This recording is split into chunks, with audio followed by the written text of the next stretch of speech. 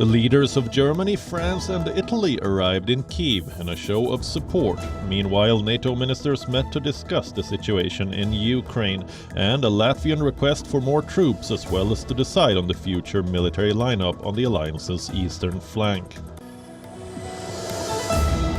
According to a report by a US-based think tank, North Korea appears to be expanding its work at its nuclear test site to include a second tunnel, amid fears that it might conduct a nuclear test any day. Pakistan raised fuel prices once again. It's the third such hike in the last 20 days in a bid to cut on fuel subsidies, a precondition to secure an IMF loan. McDonald's will pay $1.3 billion in France to avoid a legal case over tax evasion between 2009 and 2020, under an agreement approved by a Paris court. A US panel of experts has unanimously recommended COVID-19 vaccines for children under 5, paving the way for formal authorizations, with the first shots expected early next week.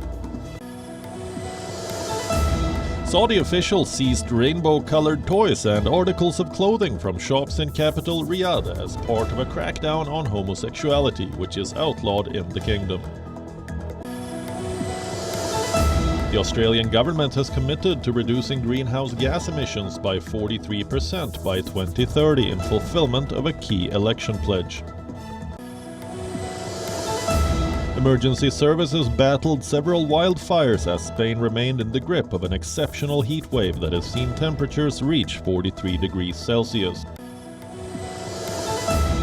The English Premier League has announced fixtures for the 2022-23 season. For the first time ever, there will be a 1.5-month-long mid-season break for the World Cup. No matches will take place between November 14th and December 25th. US Open organizers have suggested golfers who have signed up for the Rebel Live series could be banned for future stagings of the major. Former US Open champions Dustin Johnson and Bryson DeChambeau are among those who have been banned by the PGA Tour after committing to the Saudi-backed breakaway, but can compete at this year's US Open. WION is now available in your country. Download the app now and get all the news on the move.